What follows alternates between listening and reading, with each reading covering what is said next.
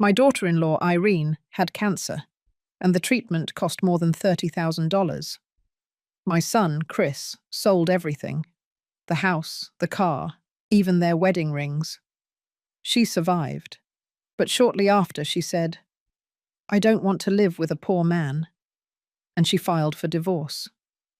She took half of the little he had left and got full custody of the children. My son, shattered, moved back in with me. That night, an unknown man knocked on the door. "I want to speak with your son." I'm glad you're here. If you're watching this video, hit the like button, subscribe to the channel, and tell me in the comments where you are listening to my story of revenge from. I want to know how far it has reached. I was in the small kitchen, my hands still covered in flour from the last batch of sourdough I was preparing for the store the next morning. The wall clock read 9 o'clock at night, its tick-tock mixed with the soft aroma of flour and yeast. The house was quiet. I could only hear my own murmuring, counting the loaves left to bake. Then the phone rang, a cold ring that sliced through the air. I jumped, dropping the flour on the floor. Who would call at this hour? My children rarely called so late, unless something serious had happened. I wiped my hands on my apron and walked quickly toward the old phone on the wooden shelf. My son, Chris's, name appeared on the screen. I answered, my voice a little shaky. "Hello, Chris?" On the other end, there was only heavy breathing, as if he was trying to hold something back. "Mum." Chris's voice sounded hoarse, lost, like someone trapped in the middle of a storm. I had never heard him like that, not even when his father died. My heart tightened, but I tried to stay calm. "What's wrong, honey? Tell me, I'm listening." He was silent for a long time, so long I thought he had hung up. Then he said a phrase, every word strangled. "Irene. She wants a divorce." I stood motionless, gripping the receiver. A divorce? Irene, my daughter-in-law, the woman Chris loved more than his life, for whom he gave up everything to save her. No, it couldn't be. I shook my head, trying to push the idea away. "What did you say? Divorce? Why? What happened? Why so suddenly?" Chris told me, in a choppy, desperate voice. Irene had filed for divorce and was asking for custody of the 2 children, Leo and Sophia, my little angels. Not only that, she also wanted to divide the house. I asked him the reason again and again, but Chris only repeated, "I don't know, Mum. She didn't say anything, just that she doesn't feel anything anymore." She doesn't feel anything anymore? How was that possible? I remembered the nights Chris held the sick Irene, the sleepless prayers he made, begging for her life. How could anyone forget all that? I took a deep breath, trying to calm myself down to reassure him. "Relax, honey. All couples have rough patches. Maybe Irene is just upset. You did everything for her. You gave up everything. She can't treat you like this." I told him to take care, to try to talk to his wife, and hung up. But as I set the receiver down, my hands were trembling. I felt a weight on my chest, as if a massive stone was crushing my heart. The following days, I called him several times. Sometimes he didn't answer. Other times he replied in a dull, exhausted voice. He told me Irene had hired a lawyer, that she was distant, like a stranger, and wouldn't let him near the children. 3 weeks after that first call, it started raining heavily. I was sitting at the table, holding a cup of cold coffee, when I heard a soft knock on the door. I got up and pulled back the window curtain. Under the yellow porch light, I saw Chris standing there, soaked, his face haggard and his beard neglected. Beside him, an old travel suitcase with broken edges. My heart stopped. I yanked the door open and pulled him inside without asking anything. He looked at me with bloodshot eyes, and suddenly he collapsed, crying like a child. "Mom, I lost everything. She took the children and the house. She wants to sell it to split the money." I held my son tightly, feeling his back trembling under my hand. My Chris, the strong man who once carried the whole family, was now fragile as a dry branch in the storm. His suitcase burst open, and some belongings rolled across the floor. A wrinkled t-shirt, some old shoes, and a small photo of Leo and Sophia. I looked at the photo, saw the radiant smiles of my grandchildren, and tears welled up in my own eyes. I helped Chris in, dried him off like when he was a boy. I made him a hot cup of ginger tea and forced him to drink it sip by sip. He sat motionless in the chair, his gaze lost on the wall. I didn't know what to say to him. I just placed my hand gently on his shoulder and murmured, "Stay here with me, as long as you need, honey." But deep down, I knew those words couldn't ease his pain. That night, when Chris fell asleep on the couch, I sat silently by the dining table, unable to close my eyes. The house was calm, only the sound of rain hitting the sheet metal roof and my son's heavy breathing. I looked at him, his messy hair covering a face that was once full of life. I remembered the days when he and Irene had just married, how he held her hand, the sparkle in their eyes when they talked about the future. I had believed Irene was the gift God had given my son, but now she was the one who had dealt him the most painful blow of his life. Suddenly, firm knocks on the door jolted me out of my thoughts. I started, my heart pounding. Who would come at this hour in the middle of the rain? I walked to the door and looked through the peephole. An unknown man was there, thin, looking tired, with sunken eyes, as if he hadn't slept in days. I cracked the door open, speaking cautiously. "Who are you? What do you want?" The man hesitated a moment, his voice hoarse, not daring to look at me directly. "I need to talk to Mr. Chris Johnson." I was about to close the door and tell him my son was sick, but he raised his hand quickly, desperately. "Please, ma'am, I'm Philip. I know your son's wife, Ms. Irene Torres. I've come to tell you the truth." The truth? Those two words pierced my chest like a knife. I looked at him, trying to decipher something in his tired eyes. There was something in his voice, a mixture of desperation and sincerity, that stopped me from turning him away. My mind filled with confusing thoughts that, without realizing it, took me back to where everything began. I still clearly remember that Saturday night, more than a year ago, when the whole family gathered around the big table in my house in Chicago. The smell of freshly made mac and cheese filled the air, that dish that Chris and my grandchildren loved the most. Leo and Sophia, my two little treasures, were fighting over the last piece of cornbread, laughing loudly. Chris, sitting at the head of the table, was telling a funny story about a customer at the auto shop who swore his car was haunted because the headlights blinked on their own. We all laughed. Even Irene smiled sweetly, serving more roast beef onto her husband's plate and wiping Sophia's mouth with a napkin. Seeing her, I thought my son was lucky. Irene was beautiful, kind, attentive, an angel sent by God to care for him. But then, just as the atmosphere was warmest, Irene placed her chopsticks on the plate. The small sound of them hitting the porcelain made me shiver. Her smile suddenly disappeared, like a light abruptly turned off. The room fell silent, and all eyes turned toward her. I saw her hands trembling, her eyes full of tears, but she didn't speak immediately. Slowly, she opened her purse and took out a sheet of paper folded in four, placing it on the table as if it weighed a ton. I looked at it, and a dark premonition ran through my body. Chris, sitting next to her, frowned and reached out to take it. He opened it, and I saw my son's face turn as pale as the paper.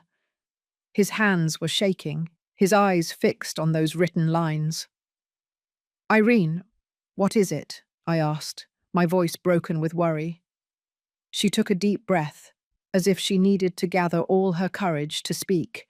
Then, between sobs, she said in a trembling voice, each word cutting the air like a knife. "The doctor, he said I have uterine cancer. Stage 3. The whole room fell silent. Leo and Sophia's laughter died down. I felt like I couldn't breathe, as if all the oxygen in the room had disappeared. Chris was the first to react. He crumpled the paper in his hands and ran to hug his wife, his voice trembling. "It can't be. I don't believe it. No, Irene, it can't be." He repeated it over and over, as if saying it would be enough to make the reality disappear.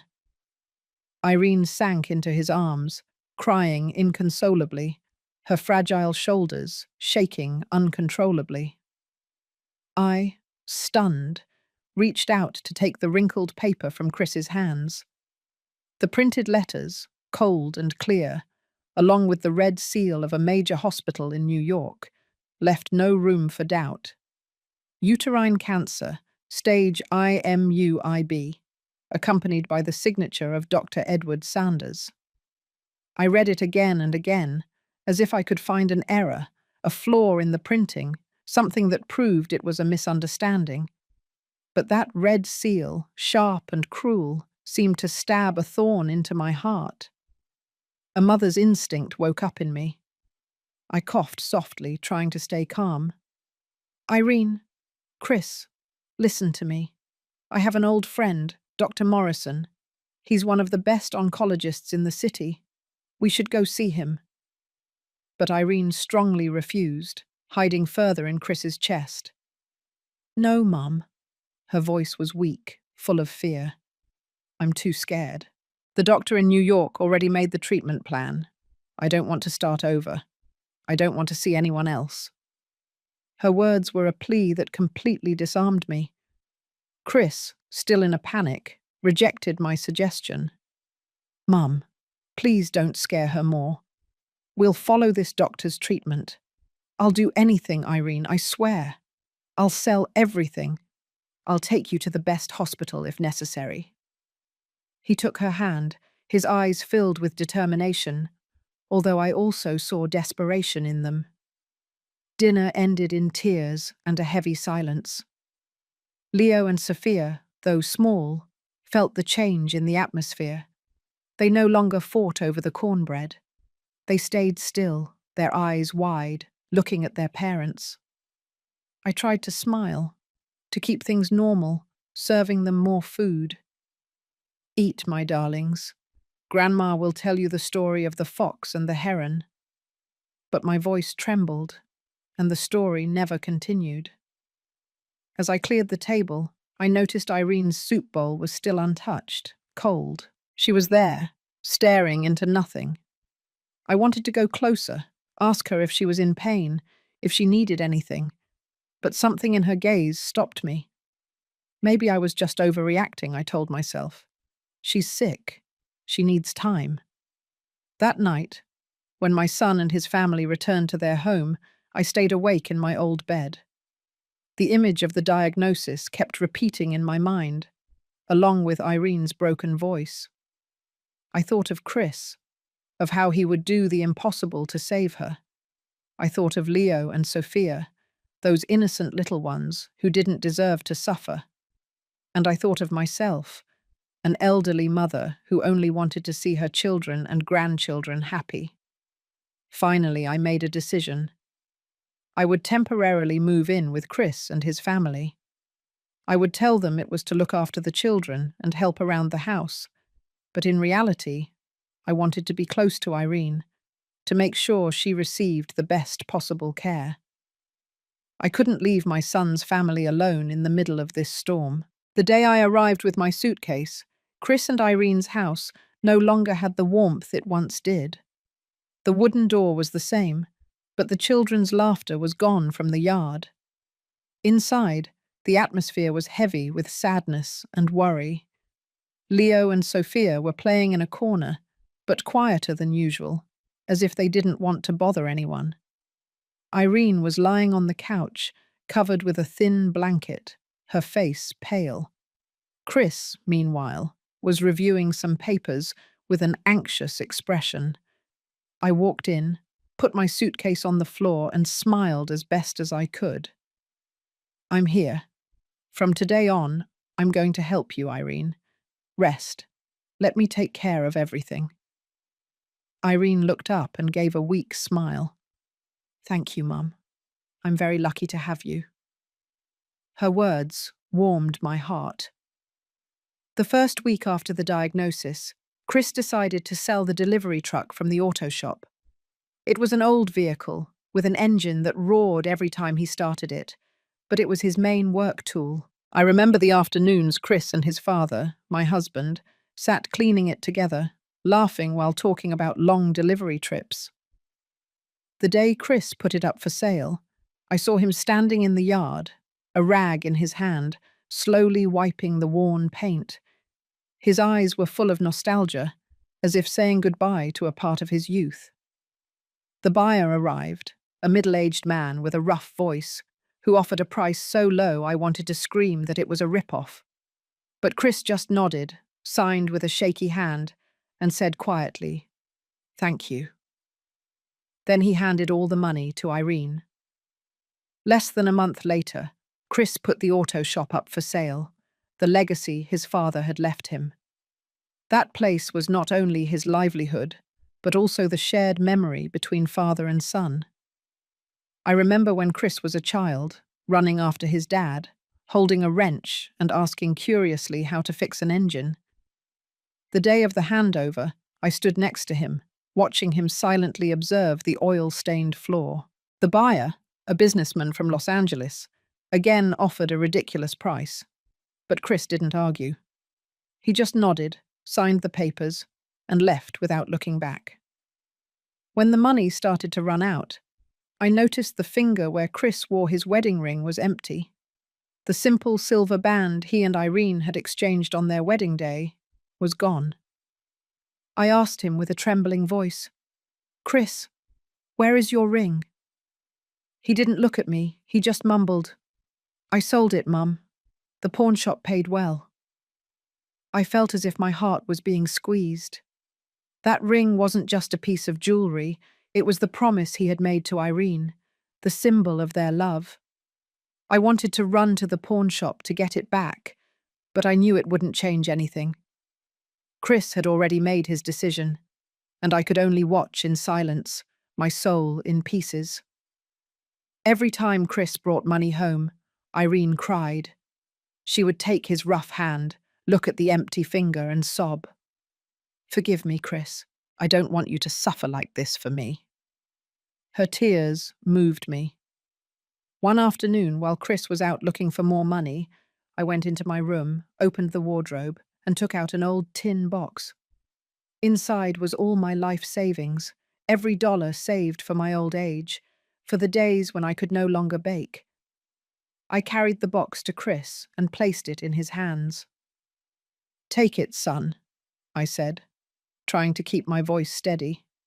"Saving your wife is the most important thing." He looked at me with red eyes, unable to speak. "Thank you, Mum," he whispered, and turned away, as if afraid I would notice his fragility. One morning, Irene suddenly announced that she had to go to the New York hospital for a special radiation treatment that would last all day. She looked weak, with pale skin and tired eyes. She hugged Leo and Sophia tightly and told them, "Listen to Grandma and your dad. Mummy will be back soon." Her voice was soft but firm, as if she didn't want anyone to argue. Chris wanted to go with her, but she refused. "Don't worry, I can go alone. You've worked enough." She wore a thick coat, even though it was a sunny, warm day, saying her body was now very sensitive to temperature.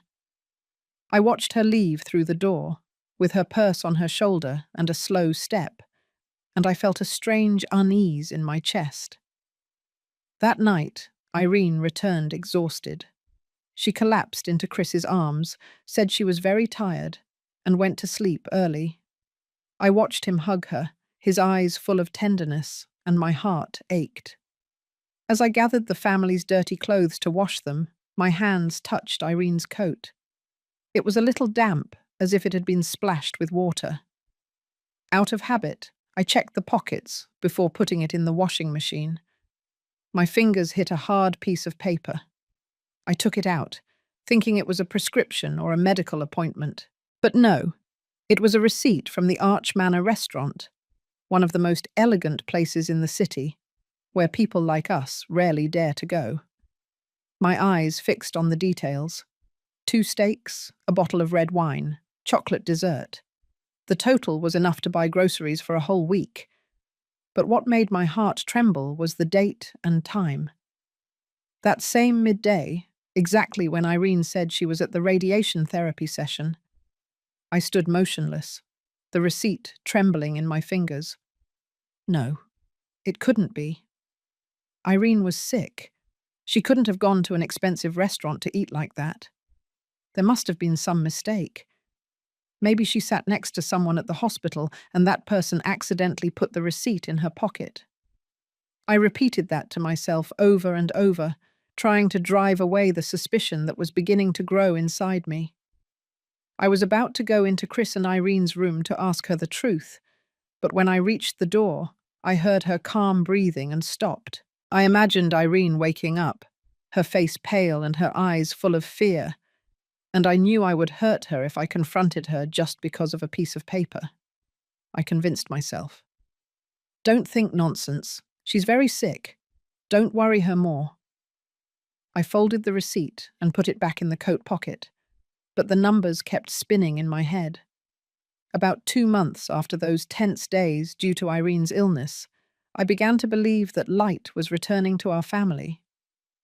One afternoon, I was preparing a simple dinner at Chris's house, trying to make pot roast, the dish everyone adored, to cheer up the atmosphere.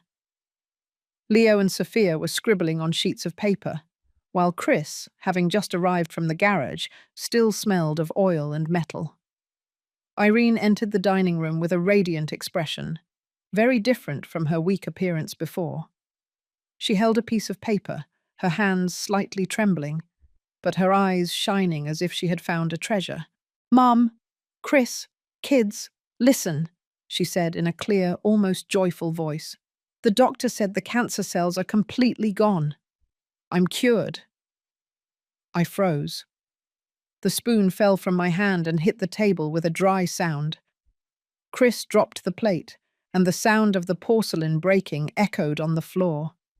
He snatched the paper from Irene's hands, his eyes fixed on the printed lines, reading them over and over as if he couldn't believe what he was seeing. "Really, Irene? Really?" His voice cracked, and suddenly he hugged his wife, crying with joy. He lifted her in his arms and spun her around the room, laughing like a child who has just received the gift he wanted most. Leo and Sophia, although they didn't fully understand what was happening, ran to hug their parents' legs, laughing too. Seeing that scene, I felt a weight on my chest dissolve. Tears flowed, not from sadness, but from relief. I had blamed myself for doubting Irene, for letting that restaurant receipt torment me. She had fought. She had overcome the illness, and now our family could start over. I hugged her and whispered, "You scared me to death, but thank God you're okay." She smiled, hugged me back, and replied in a trembling voice, "Thank you, Mum, for always being with me." Her words filled my heart, as if all past worries had vanished like a distant nightmare. We all sat around the table, and for the first time in months, the atmosphere was filled with laughter. Chris told old anecdotes, like the time he ruined a customer's car because he couldn't stop looking at Irene when she walked past the garage. Leo and Sophia competed to tell their school stories and show their drawings. I looked at them and silently prayed that from that moment on, everything would be better. The crisis had passed, and I decided to go back to my house to give Chris's family back their space. The day I picked up my suitcase to leave, Irene took my hand, her eyes filled with tears. "Mum, I will never forget everything you did for us. You are the best mother in the world." I smiled and patted her hand. "As long as you're healthy and your family is happy, I'm happy." As I walked out the door, I looked back. A warm, golden light escaped from the window. I thought maybe that was the new beginning we all needed, but only a few weeks later, I began to notice strange signs. Our Saturday family dinner, a tradition we had always respected, was cancelled for the first time. Irene called me in a soft but rushed voice. "Mum, Leo has a slight fever today. We won't be able to come. Forgive me, okay?" I was worried and offered to go see the boy, but she avoided it. "Don't worry, Mum. It's just a cold. We'll go next week." I nodded, although I felt a pang of sadness. The following week she called again, this time saying they were both exhausted after a hard week of work. "Mum, we need to rest a bit. We'll go next week, I promise you." Her voice was still sweet, but something had changed. It sounded distant, as if she was building an invisible wall between us. Little by little, I realized that Irene no longer brought Leo and Sophia to visit me so often. She used to come with them to the bakery. The children played with the flour, laughed when I pretended to be a monster with a face full of white powder. But now those visits became rare, and then almost completely disappeared. When I called her, she always had an excuse. "Mum, we are very busy this week," or "Sophia has drawing classes, we can't arrange it." I tried to convince myself that she was just busy, that she needed time to recover after so many months of illness. But every time I hung up the phone, a feeling of emptiness pressed on my chest. Then Chris began to call me, his voice full of worry. One night, while I was knitting a sweater for Sophia, the phone rang. "Mom." His voice sounded deep and heavy. "Lately, Irene is very strange. She buys a lot of new clothes. She wears a lot of makeup every time she goes out.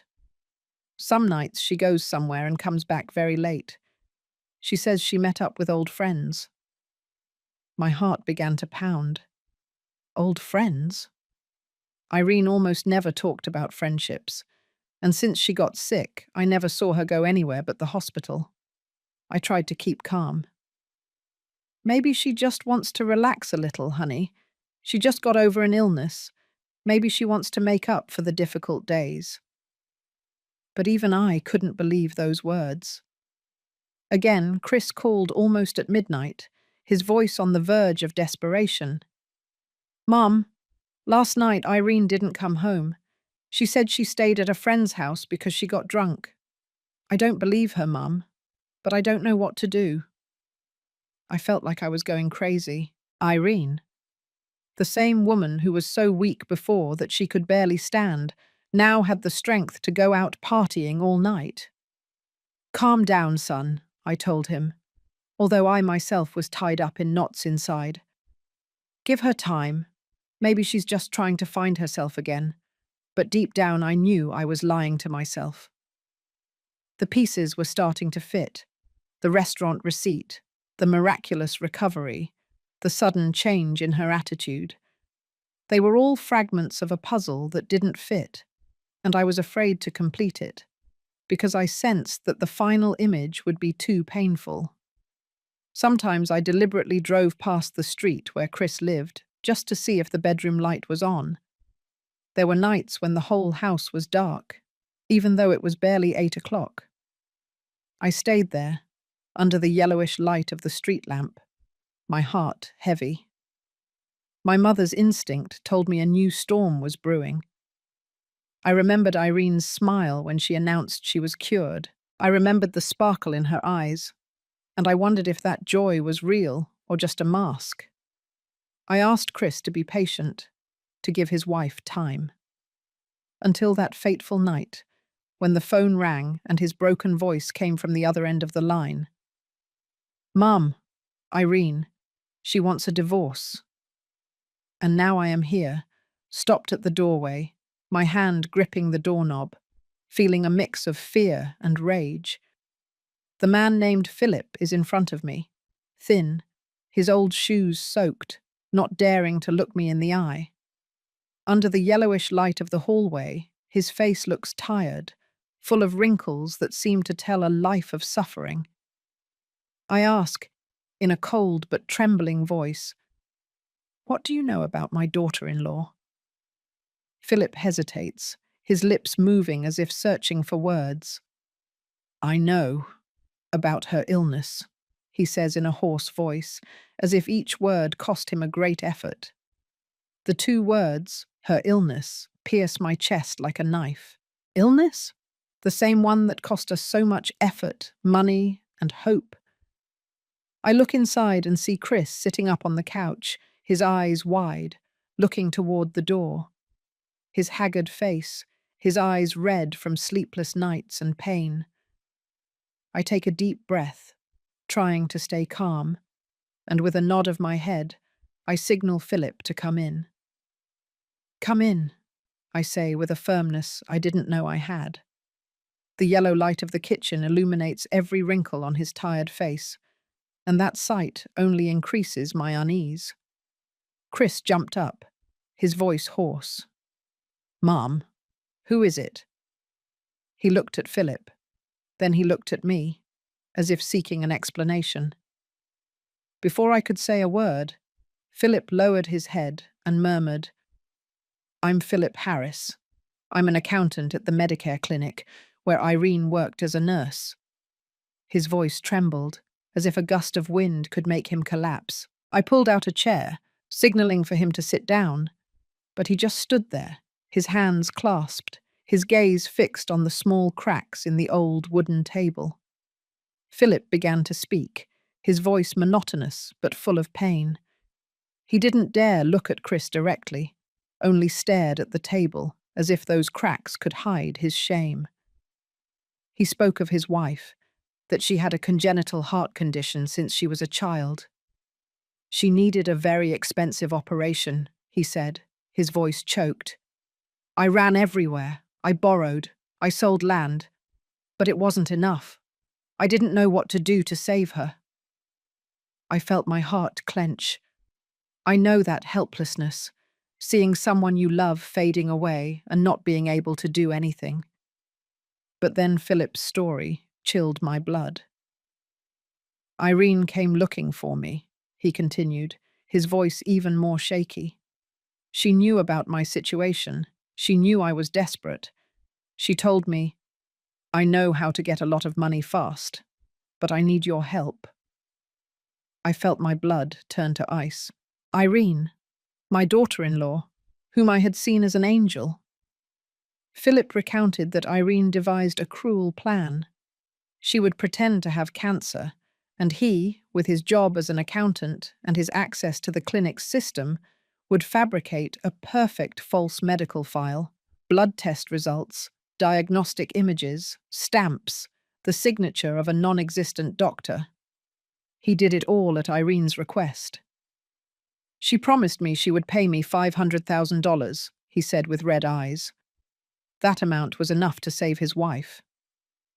I sat there, my hands gripping the edge of the chair, trying not to tremble. Chris remained motionless, his gaze frozen, not blinking.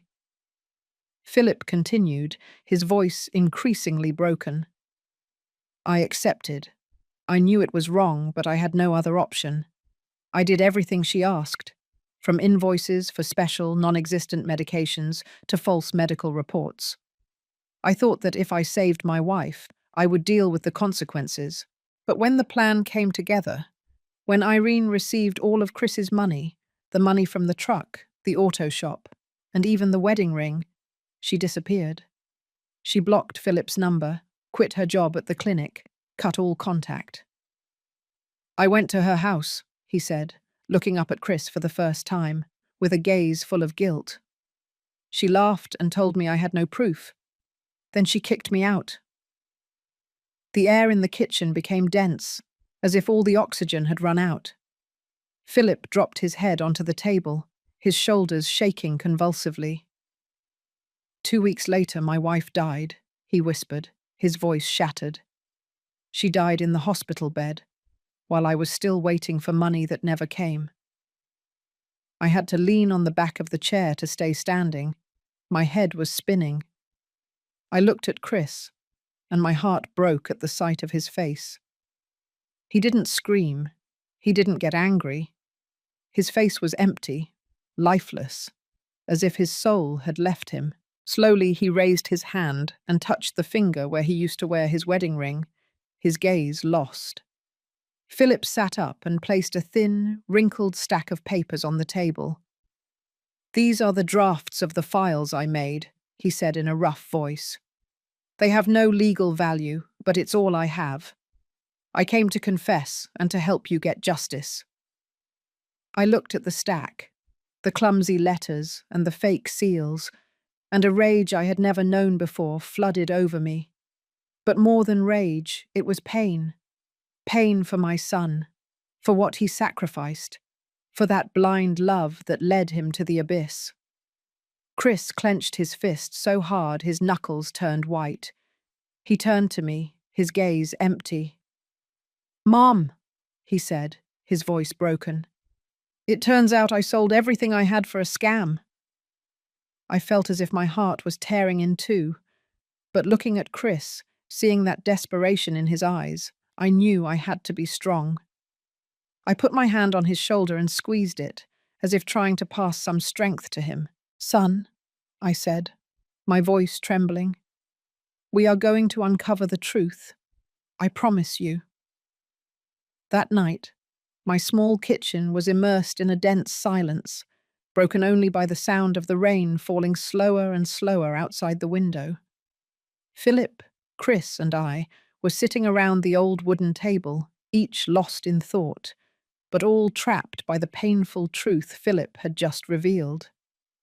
I looked at my son, motionless in the chair, his eyes empty, occasionally letting out a lifeless laugh, as if he still couldn't believe what he had just heard. Philip, his face grey, continued to recount more details of Irene's plan. He spoke of her intelligence and her cruelty, of how she had calculated every step to deceive Chris, from the fake calls to the hospital, to her tears and her role as a terminally ill patient. Every word of his was like a stab in the chest, but I forced myself to remain firm, to listen clearly. "Irene knew how to make everyone believe her," Philip said, his voice trembling. "She once told me that with a few tears and a diagnosis paper, she could make anyone do what she wanted." I felt the blood boil in my veins.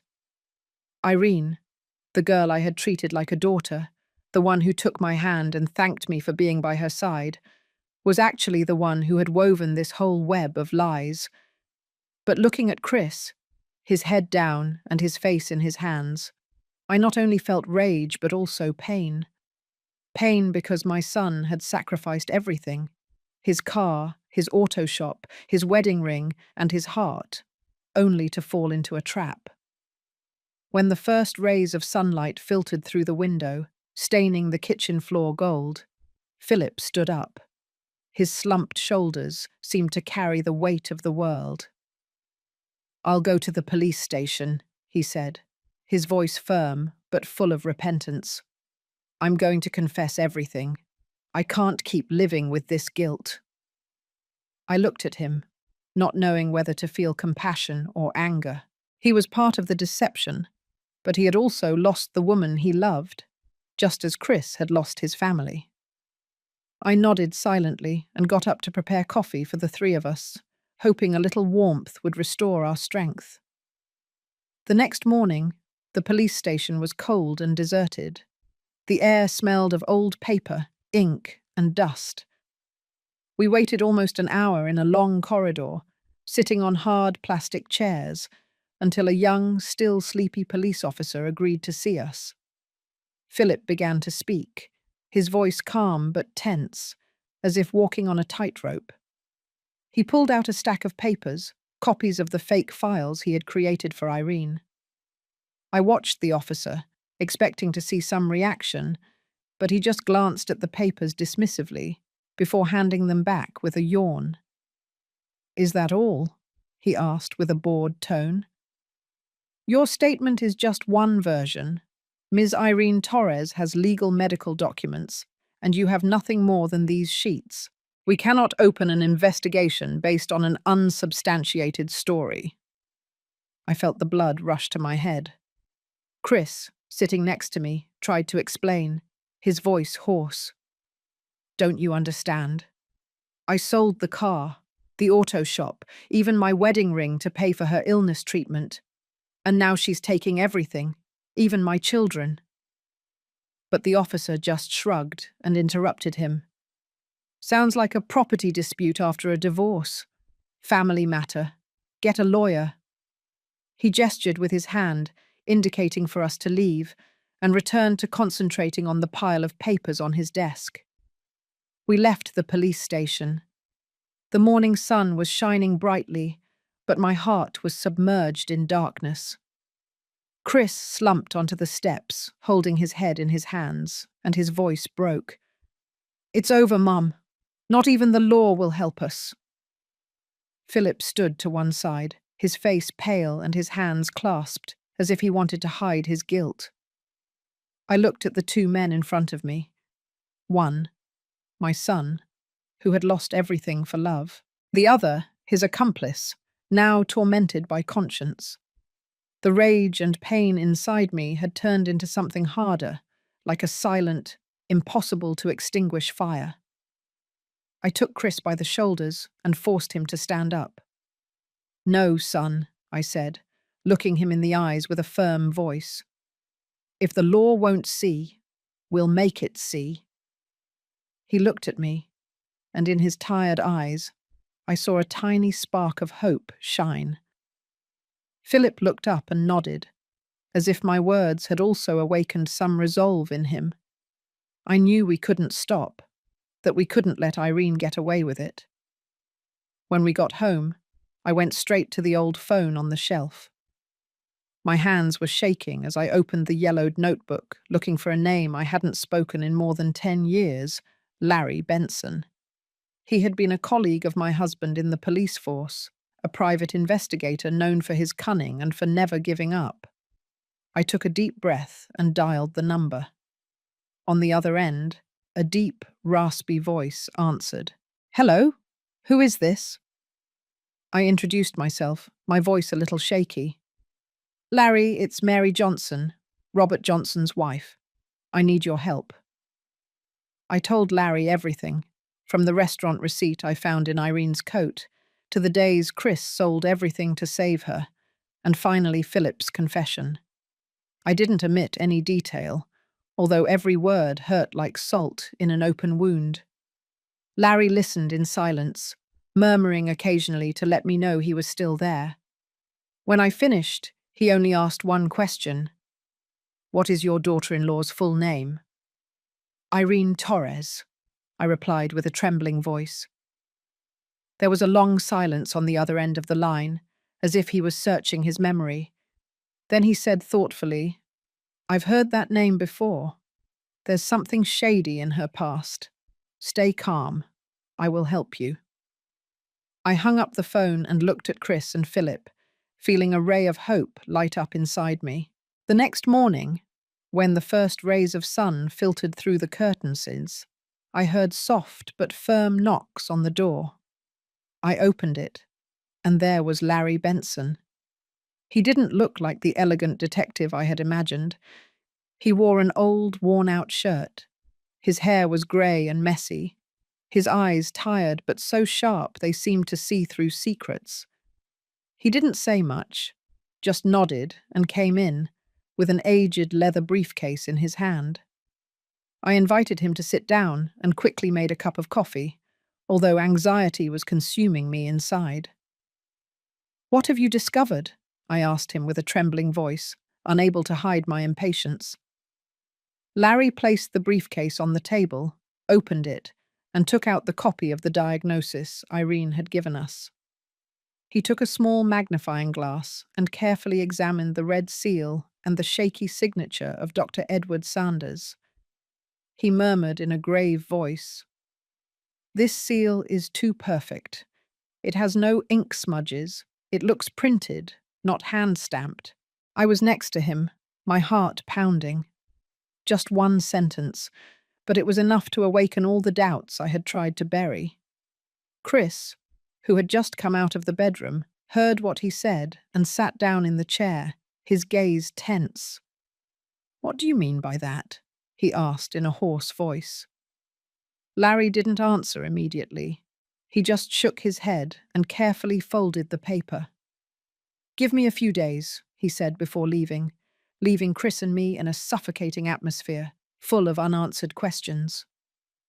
2 days later, while I was cleaning the bakery, the phone rang. Larry's voice, monotonous on the other end of the line, said, "St. Raphael General Hospital in New York.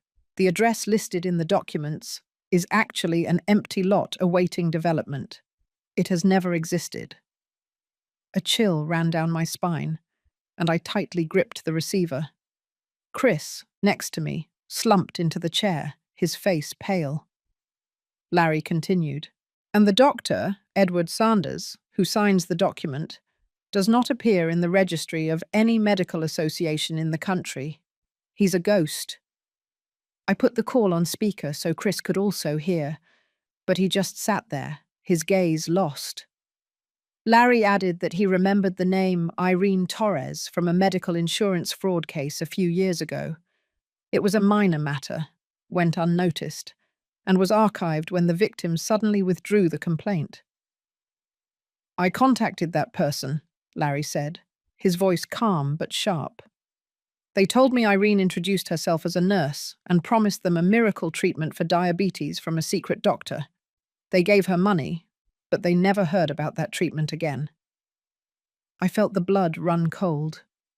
Irene, the daughter-in-law I loved and cared for so much, had such a dark past. With that information, Larry began to investigate the supposed Dr. Edward more thoroughly. He discovered that he used to frequent a rented house on the outskirts of New York. "I went there," he said over the phone. "I didn't go in. I only observed from the car and took pictures." He described a 2-story house, ordinary, but with the windows covered by thick curtains. Sometimes, luxury cars would arrive, bringing people, and they would leave right away. As I listened to him, I imagined a mysterious place, like a den of dark secrets. Then, Larry recounted that one afternoon, he saw a man taking out the trash in the yard. He waited for him to leave and secretly checked the bag. Inside, he found empty boxes of cheap, unlabeled supplements, and most importantly, a discarded flash drive. That night, Larry came to my house. He didn't say anything. He just turned on his old laptop and plugged in the flash drive. "Ms. Johnson, Mr. Chris, prepare yourselves," he said in a serious, grave voice. I sat next to Chris, taking his hand, feeling his palm cold as ice. Several videos appeared on the screen. The room in the video was arranged like an elegant private clinic, clean bed, heart rate monitor, and some medical equipment that looked very professional. Then Irene appeared. She wore a white coat, her hair pulled back, a radiant smile. She joked with a man we assumed was Edward. They laughed loudly, as if sharing a funny story, without the slightest worry. A different video began, and this time I felt my heart stop. Irene was lying in a hospital bed, her face made up to look pale, her eyes closed, like a patient on the verge of death. Edward was next to her, carefully connecting a bag of IV fluid to her arm. But when the camera moved, I clearly saw that the bag only contained saline water. Irene cracked her eyes open, winked mischievously at the cameraman, and then returned to her role as the weak patient. I felt the blood rush to my head. My throat closed as if it were being squeezed. Chris jumped up and knocked over the small side table. The sound of the breaking glasses echoed on the floor. He pounded the wall hard and roared with pain and rage. She tricked me. She tricked my mother. My children. I stayed seated, unable to move, my gaze fixed on the blank screen. Larry closed the computer in silence, but the room remained immersed in a heavy silence, broken only by Chris's agitated breathing. Larry looked directly at me with a grave, firm voice. "Ms. Johnson, your daughter-in-law is not a victim. She is the one behind the whole crime." The next morning, Larry arrived early, with his usual simple appearance, but with a determined look. He carried his old laptop and the stack of papers Philip had given him. "Come on, Ms. Johnson," he said in a low but firm voice. "Today we will get the police to listen." I nodded and woke up Chris. He sat up with red eyes, but nodded with determination. We got in the car, heading to the police station, without saying a word, silently watching the road, as if preparing for a battle. At the police station, Larry didn't let us stop at the reception like the previous time. He took out his retired police ID and asked to speak directly with the head of criminal investigations. The young employee looked at him with distrust, but after a brief call, we were led to a small meeting room with dull white walls, a long wooden table, and hard chairs. The chief, Mr. Michael Sanders, entered with his serious expression and cold gaze. He sat down, crossed his arms, and observed us with skepticism. "I've been told you have evidence of a scam, but I warn you, if this is just a family conflict, we don't have time." I felt the blood boil. I wanted to respond, but Larry raised his hand to signal me to stay calm. He placed the laptop on the table and played the video we had seen the night before. The room fell silent. Only the buzzing of the ceiling fan and Irene's laughter from the screen, cutting like a knife. When the video ended, with Irene winking in her role as the fake patient, Mr. Sanders' face changed completely. The distrust disappeared, replaced by a cold, sharp concentration. He picked up the phone. He called 2 more investigators. "Document everything," he ordered in a firm voice. We began to recount the entire story. I told them about the restaurant receipt, about the days Irene claimed to go to radiation therapy and returned with a surprisingly radiant appearance. Chris, in a hoarse voice, spoke of how he sold the car, the auto shop, and even the wedding ring and the large sums of money he had given Irene without hesitation. Philip, his gaze full of guilt, confessed his participation in the fraud. How he falsified the medical reports and the times he met with Irene to plan it. When the investigator informed him that he would be detained to cooperate with the investigation, Philip just nodded in a calm voice. "I'm not going to run. I lost my wife. I'm not going to lose my conscience too." Before being taken away, he looked at me with regret. "Ms. Johnson, I'm sorry for putting you and Chris through this." I nodded without saying anything, but in my heart, I no longer held a grudge against him.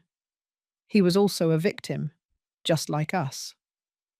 Chris presented all the documents, the sales contract for the car, the auto shop, and the bank statements that showed the large sums of money transferred to Irene's account. When the investigator asked him what kind of compensation he wanted to request, Chris shook his head, his voice firm but full of pain. "I don't want any property. I just want my children to be safe. Leo and Sophia don't deserve to go through this." Hearing him, I felt as if something was squeezing my chest. I took his hand under the table, gripping it tightly, as if wanting to tell him I wouldn't leave him alone. With the video evidence, Philip's testimony, and Chris's documents, Mr. Sanders did not hesitate. He signed the urgent search warrant for the house Larry called the Ghost Hospital, along with arrest warrants for Irene Torres, Edward Sanders, and the accomplices who appeared in the video. I watched him write every word, and a mix of relief and tension had ran through my body. Finally, justice was beginning to move. The investigators immediately sprang into action. Radios crackled in the hallways with short, precise orders. A special team was assembled, and I saw them checking their weapons, adjusting their bulletproof vests, and preparing to leave. The atmosphere in the police station became tense, as before a great battle. We finished the procedures and left the police station as night was falling. I felt exhausted, but at the same time, a strange sense of relief was making its way inside me. For the first time in many months, I felt we were no longer alone. At that moment, several police cruisers turned on their sirens in unison. The blue and red lights flashed as the cars shot out of the gate and were lost in traffic. I stood on the steps, holding Chris's hand, watching the convoy until it disappeared. The sound of the sirens faded away, but for me, it was the sound of justice, a sound for which we had paid too high a price to hear. That night, Chris and I couldn't sleep. We stayed in the small kitchen under the yellowish light that illuminated the old walls, as if reminding us of all the pain we had endured. Chris tightly held the photo of Leo and Sophia.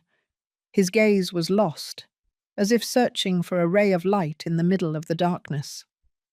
I prepared ginger tea, but neither of us touched it.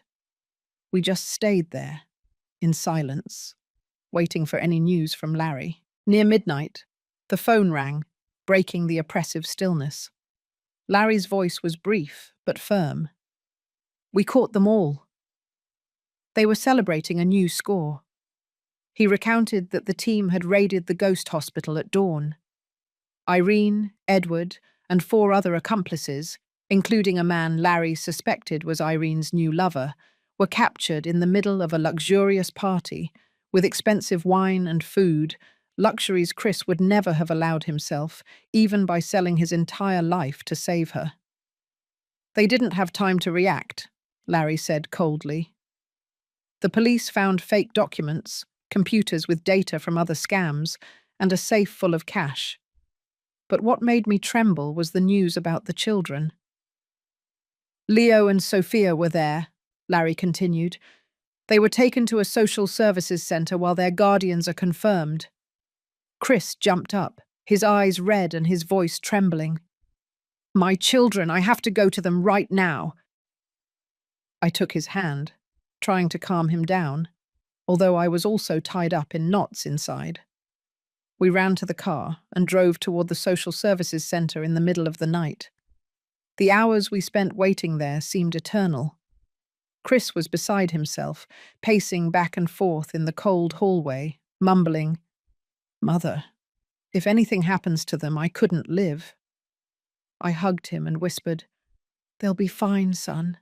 We'll bring them back. But deep down, I was afraid. Afraid that the days trapped in Irene's lies had left scars on the innocent souls of those 2 little ones. After almost 2 days working with the lawyer and the authorities, we were finally allowed to pick up Leo and Sophia. Entering the small room of the shelter, I saw Chris kneel and open his arms. Leo and Sophia, with confused faces, stayed still for a moment, as if they didn't believe it was their father. Then they ran toward him, crying uncontrollably. Daddy! Sophia clung to his neck, while Leo held his hand, his eyes red. Where's Mummy, Daddy? Why didn't she come get us?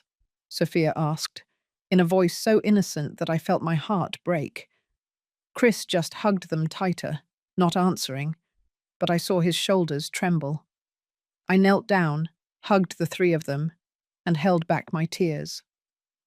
From now on, Grandma will always be here with you, okay? The 2 nodded, although their gazes were still full of confusion. The investigation lasted several months, and each day was another test. The police discovered that Irene and Edward's scam network had been operating for years, tricking hundreds of victims and stealing millions of dollars. Irene was not only an accomplice, but the one in charge of finding and approaching the prey, using her sweet appearance and her role as a nurse to gain their trust. Every new detail that came to light was like another stab in the heart. I had loved her, treated her like a daughter, stayed up all night cooking soup for her. And it had all been a perfectly planned play. The day of the trial, Chris and I arrived early. The courthouse was in downtown Los Angeles, an old building with long hallways and the smell of damp wood. I took Chris's hand and felt his skin was cold. We sat in the first row, in front of the judge's bench.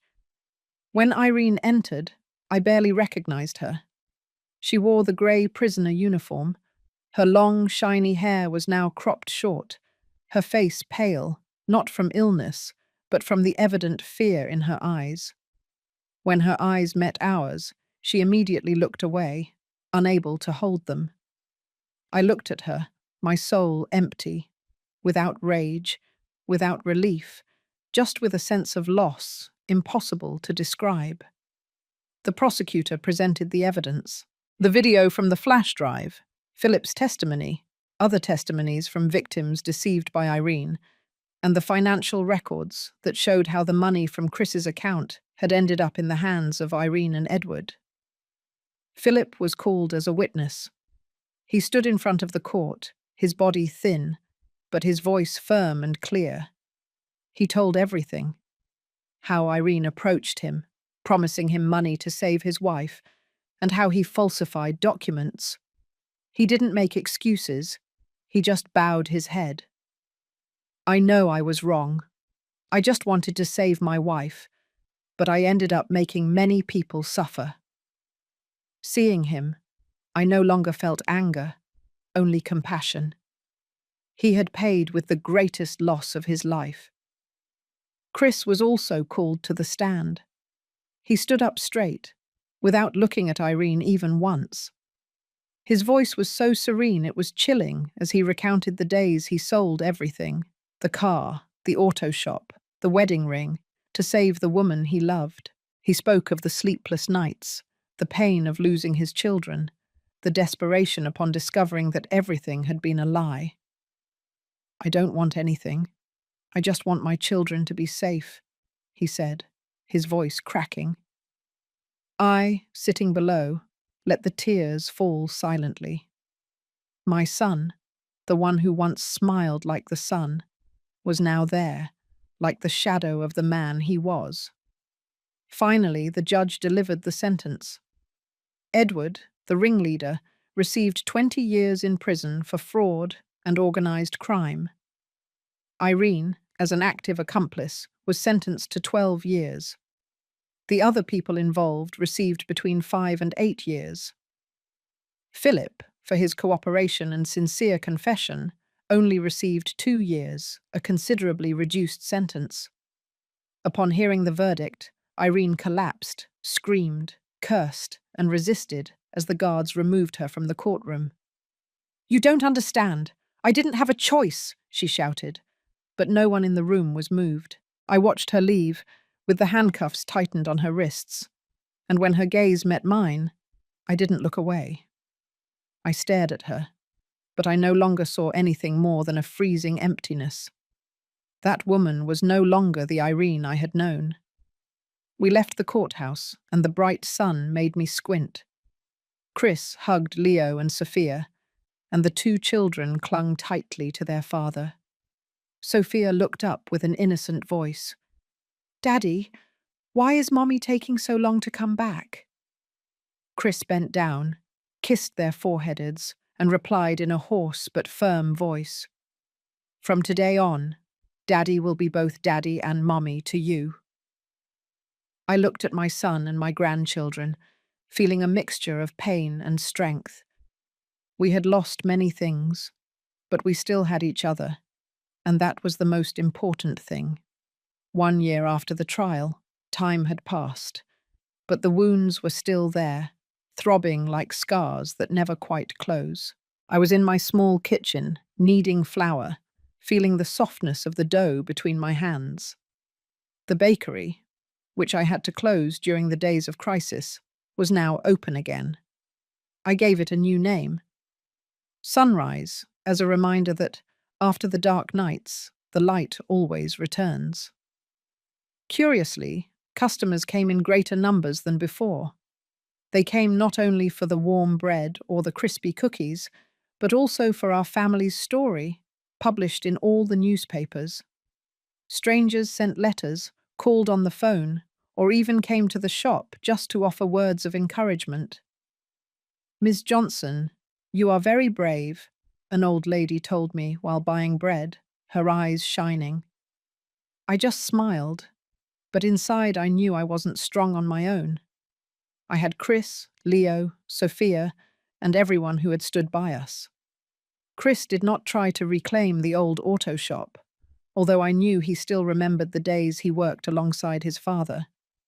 Instead, he rented a small garage right next to my bakery, just big enough for a few cars. He opened his own shop, but only accepted to repair old cars, those of hard-working people who couldn't afford the big garages.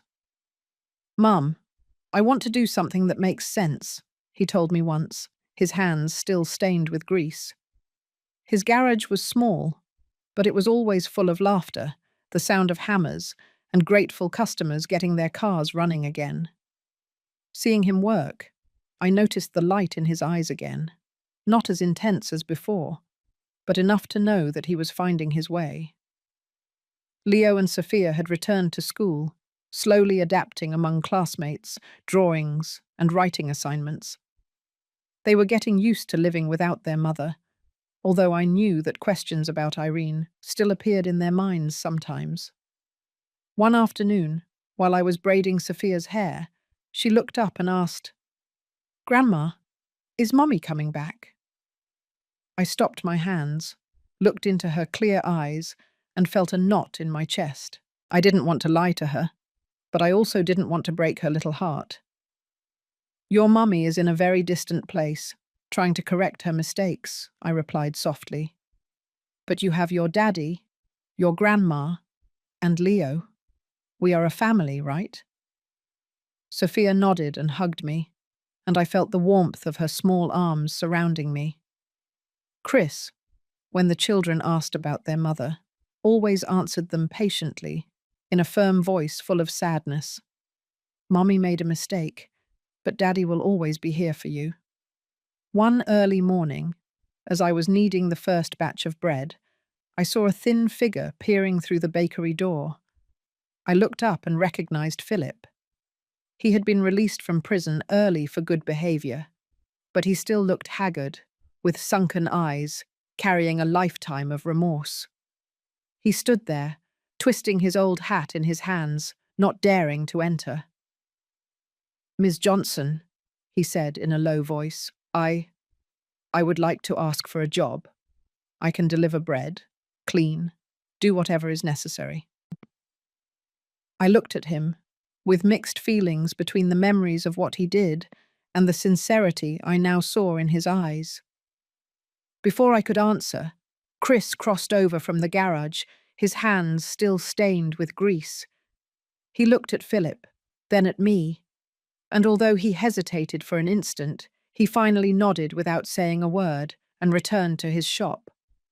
I understood his gesture. "That's fine, Mr. Harris," I told him. "Starting tomorrow, you can take care of delivering the bread for the shop." From that day on, Philip became the bread delivery man for Sunrise. He worked diligently, in silence, always punctual and never complaining. Sometimes, when the oven broke down or a customer's car had problems, he would join Chris to fix it. I, from the kitchen, watched them through the window. Two men, one who lost his wife to betrayal, the other who lost her due to his own cowardice, cleaning an old spark plug together. They didn't talk much, only exchanged a few words about work, but there was a strange understanding between them. Both had suffered losses, both had been dragged through the storm called Irene, and now they were learning to love again. Not romantic love, but love for what they do, for life, and for responsibility. The light of sunset streamed through the bakery window, staining the flour particles suspended in the air with gold. The oven was still on. The aroma of freshly baked bread filled the room. Leo and Sophia had just returned from school. Sitting at the corner table, they coloured drawings of houses and trees. Leo looked up and showed me his drawing. A small house with 3 people, him, Sophia, and Chris, under the sun. "Grandma, this is our house," he said proudly. I smiled, stroking his head, and felt an indescribable warmth in my chest. Sophia interrupted. "I want to draw Grandma too." And the two laughed, fighting over the red pencil. I stood there, looking at my family, looking at the small bakery that was now overflowing with laughter and voices. There are wounds that never completely heal, scars that remind us of the storms we have survived. But I understood that no matter how deep the pain, we can always move forward, as long as there are people willing to give us warmth. After everything we've been through, I understood that life can be cruel, but it also gives us the opportunity to get up, start over, and find the light among the shadows. I once believed that kindness could change everything, but the truth is that blind kindness only makes us pray. Still, I don't regret having loved, because it was that love, even betrayed, that kept me standing. I want to tell you something. Never allow your trust to be used against you, but don't let resentment dry up your heart either. Justice can take time, but it always arrives. And when we manage to overcome loss, what remains is not hatred, but the strength to continue living, to forgive, and to teach those we love to recognize true goodness. The story you have just heard has changed names and places to protect the identity of those involved. We tell it not to judge, but with the hope that someone listens and pauses to reflect. How many mothers might be suffering in silence within their own home? I really wonder. If you were in my shoes, what would you do? Would you remain silent to maintain peace, or would you dare to face everything to reclaim your voice?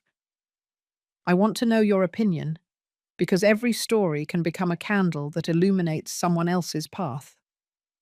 God always blesses, and I am sure that courage will lead us to better days. Now, on the final screen, I will leave 2 of the channel's most beloved stories. I'm sure they will surprise you. Thank you for staying with me until this moment.